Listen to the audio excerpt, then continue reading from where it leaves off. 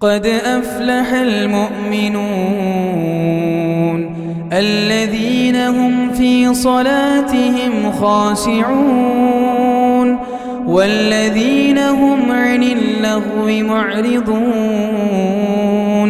والذين هم للزكاة فاعلون.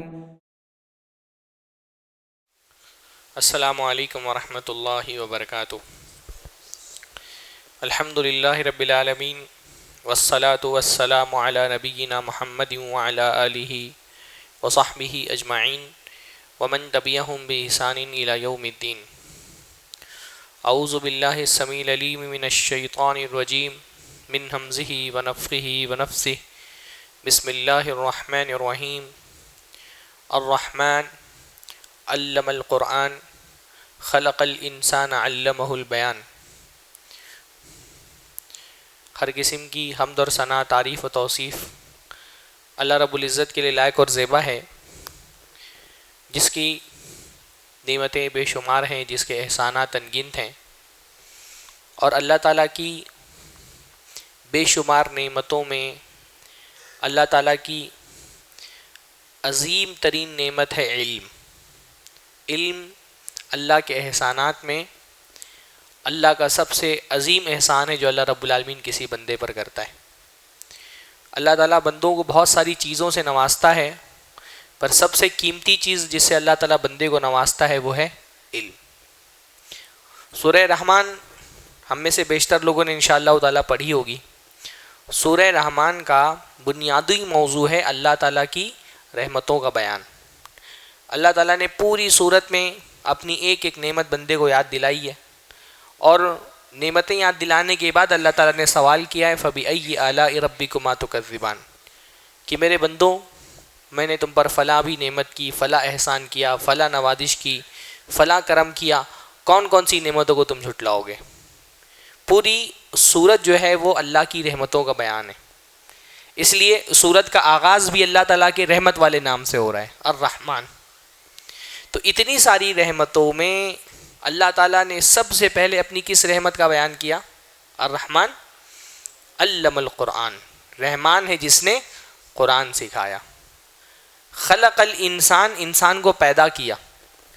زمانی ترتیب کے اعتبار سے دیکھیں تو پیدائش انسان کی پہلے ہوتی ہے، علم وہ بعد میں سیکھتا ہے. لیکن علم کی نعمت بڑی نعمت ہے، تو تخلیق سے پہلے اللہ تعالیٰ نے علم کی نعمت کا ذکر کیا.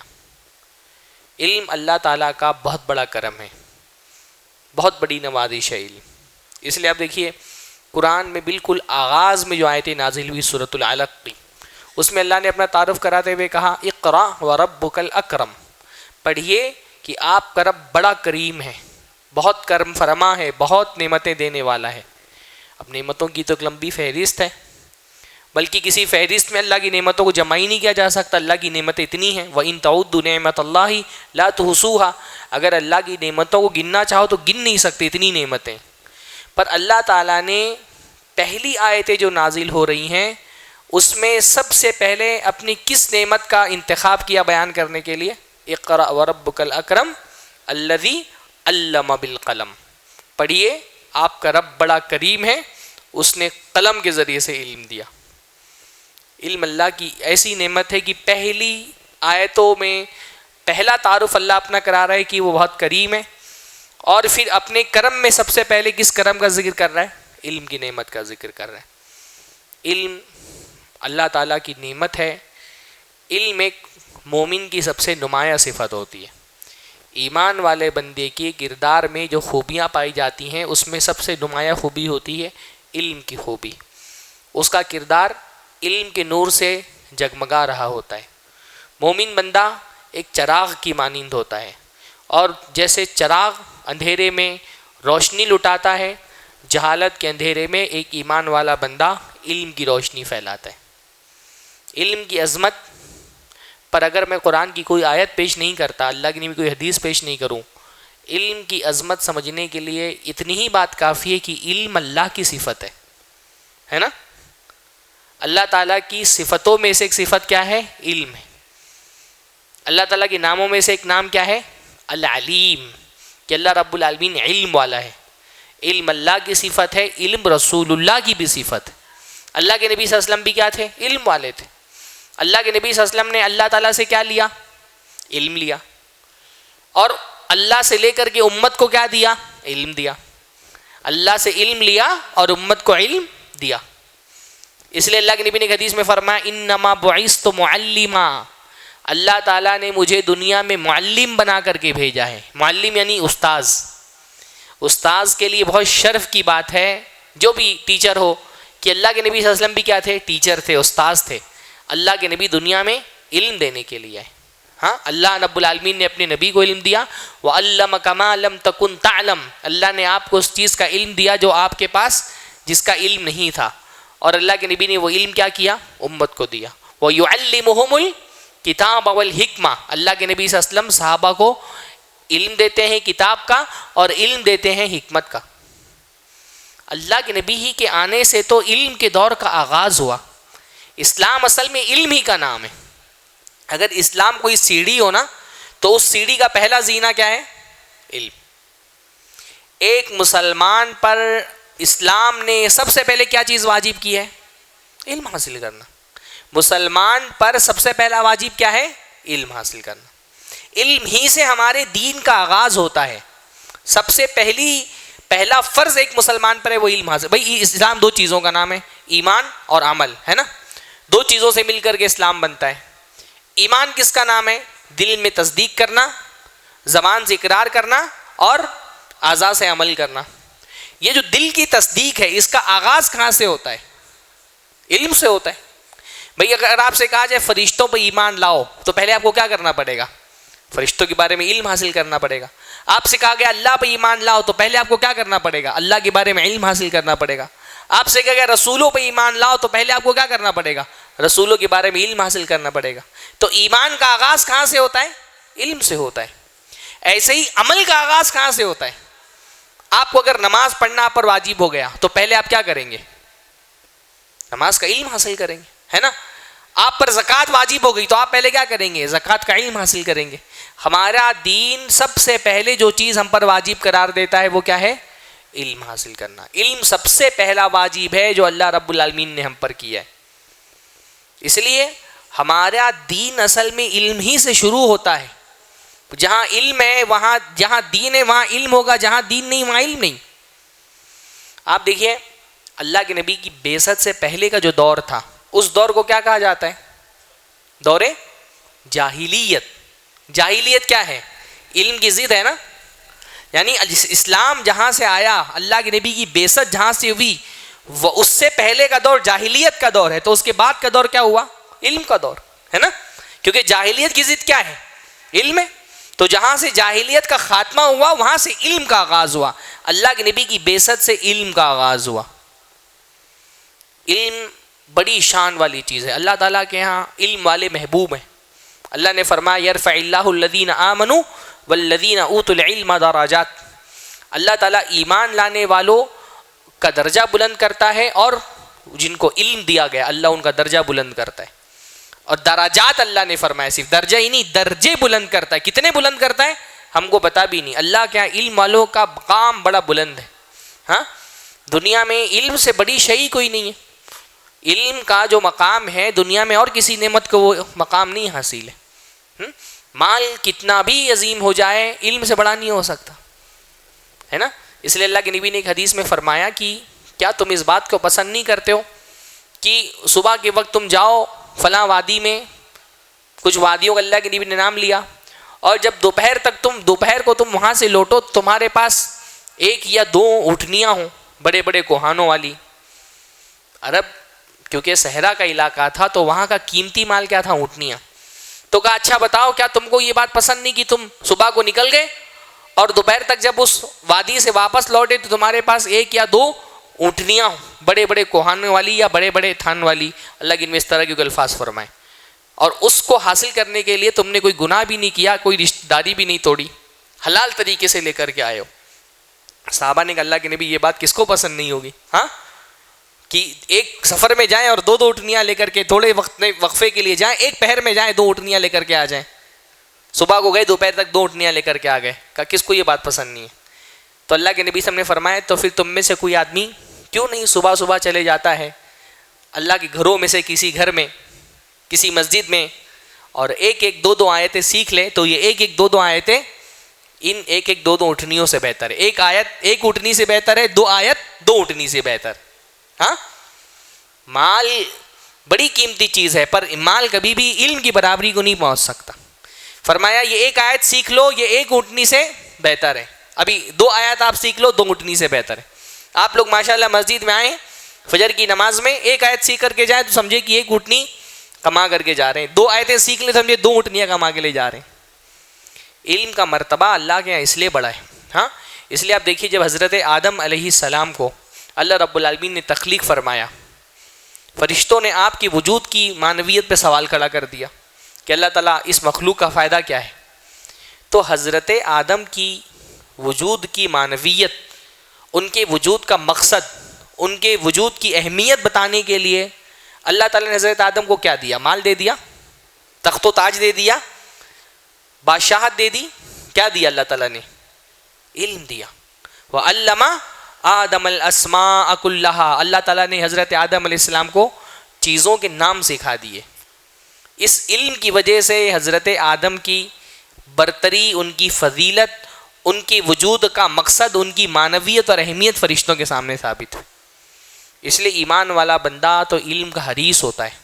مومن بندے کو علم کی لالچ ہونی چاہیے, علم کی چاہت ہونی چاہیے. ہمارے زمانے میں علم کے وسائل جتنا آسانی کے ساتھ میسر آ گئے ہیں واللہ کسی دور میں ایسے میسر نہیں تھا. علم اتنا انگلیوں پر ہے ہمارے پاس علم. ہاں ساری دنیا بھر کی لائبریری, ایسی کتابیں جن کو حاصل کرنے کے لیے ملکوں کی خاک چھاننی پڑتی تھی, آج الحمدللہ ایک کلک پر ہے, ون کلک اوے ہے. دنیا ون کلک اوے تھی, علم بھی ون کلک اوے ہو گیا. بڑے بڑے کبار علماء مشائخ کسی زمانے میں جن کے دروس سننے کے لیے انسان ملکوں کے سفر کرتا تھا, آج سارے مشائخ اور علماء کے دروس ہمارے موبائل میں موجود ہیں. یہ جو آپ اتنی بڑی تعداد میں علماء کا جمگھٹا خاص طور پہ شہروں میں دیکھ رہے ہیں نا, اتنی آسانی سے علماء لوگوں کو میسر نہیں آتے تھے. پرانے ادوار میں آپ معلوم کریں اتنی بڑی تعداد میں مدارس کے فارغین ہوتے نہیں تھے اور اتنا چہل پہل علماء کی نہیں تھی. کیسے کتنے علاقے ہوتے تھے جہاں کبھی سال میں دو چار کوئی عالم پہنچ گیا تو لوگ جمگھٹا لگا لیتے تھے, بھیڑ اکٹھا ہو جاتی تھی عالم کو سننے کے لیے. آج تو الحمدللہ ایک ایک مسجد میں دو دو تین تین چار چار عالم موجود ہیں. علم کا حصول آج کے دور میں جتنا آسان ہے کسی دور میں اتنا آسان نہیں تھا, پر علم حاصل کرنے کے شوق میں جو کمی آج کے دور میں وہ اتنی کمی بھی کسی دور میں نہیں تھی. ایک مسلمان کو تو علم کی لالچ مال سے زیادہ ہونی چاہیے. نبیوں کو علم کی لالچ ہے, حالانکہ نبیوں سے بڑا سورس علم کا کن کے پاس ہوگا؟ دنیا میں سب سے خالص سورس علم کا کن کے پاس ہوتا ہے؟ نبیوں کے پاس ہوتا ہے. ان کو ڈائریکٹ العلیم سے علم مل رہا ہوتا ہے. پھر بھی اللہ تعالیٰ نے نبی کے بارے میں نبی سے کیا کہا؟ وَقُلْ رَبِّ زِدْنِي عِلْمًا, اللہ کے نبی کہیے اے اللہ میرے علم میں زیادتی فرما. اور نبی حریص تھے علم. انبیاء عام طور پہ آپ دیکھیں گے انبیاء کو علم کی بہت لالچ ہوتی تھی, حرص ہوتا تھا. حضرت موسیٰ علیہ السلام ایک مرتبہ تقریر کرنے کے لیے کھڑے ہوئے اپنی قوم میں, بڑی شاندار تقریر کی. تو کوئی بندہ متاثر ہوا, اس نے کہا موسیٰ کیا آپ سے زیادہ علم والا بھی دنیا میں کوئی ہوگا؟ اس کو لگا یہ نہیں بھائی, عوام تو تقریر مقررین سے بہت متاثر ہوتی ہے نا, عوام خطیبوں سے بہت متاثر ہو جاتی ہے. جو تقریر سنی تو کہا کیا موسیٰ آپ سے زیادہ علم والا بھی دنیا میں کوئی ہوگا؟ حضرت موسیٰ گھمنڈی نہیں تھے, لیکن انہوں نے سوچا میں بنی اسرائیل کا رسول ہوں, بنی اسرائیل دنیا کی افضل ترین امت ہے, تو مجھ سے زیادہ علم والا بھلا دنیا میں کون ہوگا؟ تو انہوں نے کہہ دیا نہیں, مجھ سے زیادہ علم والا دنیا میں کوئی نہیں. اللہ کو یہ بات پسند نہیں آئی ہے نا. بھائی ایسے معاملات میں نبی کو کیا کہنا چاہیے؟ اللہ اعلم, اللہ بہتر جانتا ہے. علم کی نسبت اللہ کی طرف کرنی چاہیے. پر یہ ذرا سی ایک بے ادبی قسم کی جس کی سرزد ہو گئی حضرت موسیٰ سے, اللہ نے حضرت موسیٰ کو تنبیہ کی, کہا موسیٰ اس وقت اسی سرزمین پر ایک ایسا بندہ موجود ہے جس کے پاس وہ علم ہے جو تمہارے پاس نہیں ہے. جب حضرت موسیٰ کو یہ پتا چلا کہ ایک بندے کے پاس وہ علم ہے جو میرے پاس نہیں ہے تو تڑپ اٹھے, کہ اللہ تعالیٰ مجھے اس کا پتہ بتائیے, مجھے اس سے ملنا ہے, میں اس سے سیکھوں گا کیا ہے اس کے پاس نالج جو میرے پاس نہیں ہے. کہا دو دریا جہاں آپس میں ملتے ہیں وہاں جاؤ، اپنی کیتلی میں ایک مچھلی رکھ لینا، جہاں یہ مچھلی زندہ ہو کر کے پانی میں کود جائے سمجھ لینا کہ یہ بندہ وہیں تم کو ملے گا۔ حضرت موسیٰ چلے، کیسے وہ قرآن کی آیت ہے وَإِذْ قَالَ مُوسَىٰ لِفَتَاهُ لَأَبْرَحُ حَتَّىٰ أَبْلُغَ مَجْمَعَ الْبَحْرَيْنِ أَوْ أَمْضِيَ حُقُوبًا۔ حضرت موسیٰ چلے یوشع بن نون کو ساتھ میں لے کر کے، اور کہا کہ میں اس بندے سے مل کر کے رہوں گا، وہ مجمع البحرین جہاں پر دو دریا آپس میں ملتے ہیں وہاں میں پہنچوں گا، اس بندے سے ملاقات کروں گا، چاہے اس کے لیے مجھے کئی 100 سال چلنا پڑے۔ حقبہ، ایک حقبہ جو ہے وہ 80 سال کا ہوتا ہے، حقب یعنی کئی 80 سال، کئی سینکڑوں سال تک میں چلنا پڑے میں چلوں گا، پر اس بندے سے ضرور ملوں گا۔ چلے، چل کر گئے، کہاں گئے؟ ہاں، مفسرین نے لکھا ہے کہ مصر میں تو کہیں پر ایسی جگہ نہیں جہاں پر دو دریا آپس میں ملتے ہوں، تو مصر سے قریب ترین جگہ جہاں دو دریا آپس میں ملتے ہیں وہ سوڈان کا شہر ہے خرطوم۔ سوڈان میں ایک شہر ہے خرطوم، ہاں، وہاں پر دریائے نیل کی دو شاخیں آپس میں ملتی ہیں، البحر الابیض اور البحر الارزق۔ وہاں تک گئے۔ میں نے میپ میں ایک اندازہ لگانے کے لیے سیدھی لکیر کھینچ کے میں نے دیکھا مصر کے وسط سے خرطوم تک کا تقریباً 1000 کلومیٹر کا فاصلہ ہے۔ کوئی چھوٹا سا سفر نہیں تھا، 1000 کلومیٹر سفر طے کر کے گئے ایک بندے سے ملاقات کرنے کے لیے۔ کیا نام تھا ان کا؟ حضرت خضر۔ ہاں، اور کیا کرنا، کیا لینا تھا ان سے؟ جب پہنچے حضرت خضر کے پاس تو کیا کہا؟ هل اتبعک علی ان تعلمنی مما علمت رشدا، کہ آپ مجھے اجازت دیں کہ میں آپ کے ساتھ چلوں تاکہ جو علم اللہ نے آپ کو دیا ہے وہ علم میں بھی حاصل کر سکوں۔ آپ سوچیں، نبی اتنا حریص ہے علم کے لیے، 1000 کلومیٹر کا سفر طے کر کے ایک دوسرے شہر میں گئے صرف علم حاصل کرنے کے لیے۔ ہم گھر سے مسجد نہیں آ پاتے، بلکہ مسجد میں بیٹھے ہوتے ہیں، چھوٹے موٹے دروس میں شرکت کرنا 5 منٹ 10 منٹ بیٹھنا ہمارے لیے بھاری ہوتا ہے۔ صحابہ میں ایک نہیں، آپ کو مطلب 10 واقعات ملیں گے۔ ایک حدیث حضرت جابر کے بارے میں غالباً ایک روایت آتی ہے کہ وہ شام چلے گئے ایک حدیث سننے کے لیے، ان کو پتہ چلا کسی صحابی کے پاس ایک حدیث ہے، اس کو سننے کے لیے شام چلے گئے۔ بہت سارے محدثین کے آپ کو واقعات ملیں گے۔ ہاں، ایک بہت بڑے محدث ہیں امام شعبہ رضی اللہ تعالیٰ، آپ نے نام سنا ہوگا ان کا۔ ایک مرتبہ ان کے ایک شاگرد ہیں ابو حارث الوراق، وہ بیان کرتے ہیں کہ میں امام شعبہ کے دروازے پہ بیٹھ کر کے اپنے ساتھیوں کے ساتھ حدیث کا مذاکرہ کر رہا تھا، جو حدیثیں ہم نے لکھی تھی اور ایک دوسرے کو پڑھ کر کے سنا رہے تھے۔ تو ابو حارث الوراق نے اپنے ساتھی کو ایک حدیث سنائی، کہا ہم سے بیان کیا اسرائیل بن یونس نے، ان سے بیان یونس بن اسرائیل نے ان سے بیان کیا ابو اسحاق السبی نے، ان سے وہ روایت کرتے ہیں عبداللہ ابن عطا سے، عبداللہ ابن عطا روایت کرتے ہیں عقبہ ابن عامر سے، اور عقبہ ابن عامر روایت کرتے ہیں اللہ کے نبی سے کہ اللہ کے نبی نے فرمایا جو بندہ وضو کرے اور وضو کرنے کے بعد پڑھے اشہد ان لا الہ الا اللہ اشہد ان محمد رسول اللہ، تو اس کے لیے جنت کے 8 دروازے کھول دیے جاتے ہیں۔ جب امام شعبہ نے حدیث سنی، اپنے گھر کے اندر سے باہر نکل کے آئے اور ابو حارث الوراق کے سینے پہ ہاتھ مارا، کہا تم کو پتہ ہے اس حدیث کو حاصل کرنے کے لیے میں نے کتنی محنت کی ہے؟ کہا جب یہ حدیث میں نے ابو اسحاق السبی سے سنی تو میں نے ابو اسحاق السبی سے پوچھا یہ حدیث تم نے ڈائریکٹ عبداللہ ابن عطا سے سنی ہے؟ ابو اسحاق السبی ایک ایسے راوی ہیں جو تدلیس کرتے ہیں۔ تدلیس کا مطلب یہ ہوتا ہے کہ راوی کبھی کبھی دھوکہ دیتا ہے، وہ سند کے جو چین آف نریٹر ہوتی ہے نا اس کے راویوں کو گرا دیتا ہے بیچ سے تاکہ سند چھوٹی ہو جائے۔ ہاں، تو چھوٹی سند سے روایت کرنا محدثین کے لیے شرف کی بات ہوتی ہے کہ بھائی اللہ کے نبی صلی اللہ علیہ وسلم اور میرے درمیان جتنے کم راوی ہوں گے اتنا ہی شرف ہے نا، اس کو نازل سند کہتے ہیں، تو جتنی سند نازل ہوتی ہے اتنا راوی کے لیے شرف کی بات ہوتی ہے۔ تو بعض مرتبہ راوی جو ہے وہ دھوکہ دینے کے لیے کیا کرتے ہیں، سند کے بیچ سے راویوں کو گرا دیتے ہیں، ایسے راویوں کو کیا کہا جاتا ہے، مدلس راوی۔ مثلا جیسے آپ کا کیا نام ہے، شرف الدین، تو جیسے شرف الدین صاحب میرے استاذ ہیں اور انہوں نے مولانا اسلم سے ایک حدیث سنی ہے اور مولانا اسلم سے شرف الدین صاحب نے سنی، ان سے میں نے سنی ہے۔ اب اگر میں اس طرح سے بولوں کہ میں نے شرف الدین صاحب سے حدثنا شرف الدین ہاں اور قال حدثنا الشیخ اسلم، تو سند لمبی ہو جائے گی۔ اب شرف الدین کوئی بہت بڑے عالم نہیں ہے اور شیخ اسلم صاحب بڑے عالم ہیں، تو میں اپنا رتبہ بڑھانے کے لیے کیا کروں، شرف الدین صاحب کو بیچ سے حذف کر دوں۔ ہاں، اب شرف الدین صاحب کو بیچ سے حذف کر دیا تو میں جھوٹا نہیں ہوں, تو میں یہ تو نہیں کہہ سکتا ہوں حدثنا شیخ اسلم, کیونکہ میں نے ڈائریکٹ حدثنا مطلب مجھ سے بیان کیا, تو مجھ سے تو ڈائریکٹ شیخ اسلم نے بیان نہیں کیا. تو میں مدلس ہوں تو میں کیا کروں گا, میں بولوں گا ان شیخ اسلم, شیخ اسلم سے روایت ہے, کس نے روایت کیا وہ نہیں بیان کر رہا ہوں میں. ہاں, اس لیے مدلس راوی جب ان سے روایت کرتا ہے تو اس کی روایت قبول نہیں ہوتی. علماء کہتے ہیں اس کو تصریح کرنا چاہیے. تو بہرحال ابو اسحاق سبی وہ تدلیس کرتے تھے, اور تدلیس تسبیہ بدترین قسم کی تدلیس ہے, وہ بیچ بیچ سے پوری سند سے راویوں کو گرا دیتے تھے. اور امام شعبہ تدلیس کے معاملے میں بہت سخت تھے. تو انہوں نے ابو اسحاق سے پوچھا کہ تم نے ڈائریکٹ سنا عبداللہ ابن عطا سے؟ تو ابو اسحاق غصہ ہو گئے. تو وہیں پہ ایک امام بیٹھے تھے, امام مصر, انہوں نے کہا بھائی تم کو بہت جلدی ہے, تو عبداللہ ابن عطا مکہ میں ہے, یہ بصرہ میں تھی امام شعبہ, کہا مکہ میں عبداللہ ابن عطا ہے, جا کے ڈائریکٹ ان سے پوچھ لو. کہتے ہیں اس سال میں نے حج کیا, اور حج کرنے کا اس کے سوا اور کوئی مقصد نہیں تھا کہ وہ حدیث ڈائریکٹ عبداللہ ابن عطا سے سن لوں. بصرہ سے مکہ گئے کیا کرنے کے لیے؟ ایک حدیث سننے کے لیے. مکہ گئے, عبداللہ ابن عطا سے ملے حج کے موقع پہ, کہا وہ حدیث وضو آپ نے اب عقبہ ابن عامر سے ڈائریکٹ سنی ہے؟ کہا نہیں, میں نے تو سعد بن ابراہیم سے سنی ہے. تو پتہ چلا ایک راوی کو گرایا ہوا تھا. ہاں, کہا سعد بن ابراہیم کہاں ہے؟ کہا وہ تو مدینہ میں.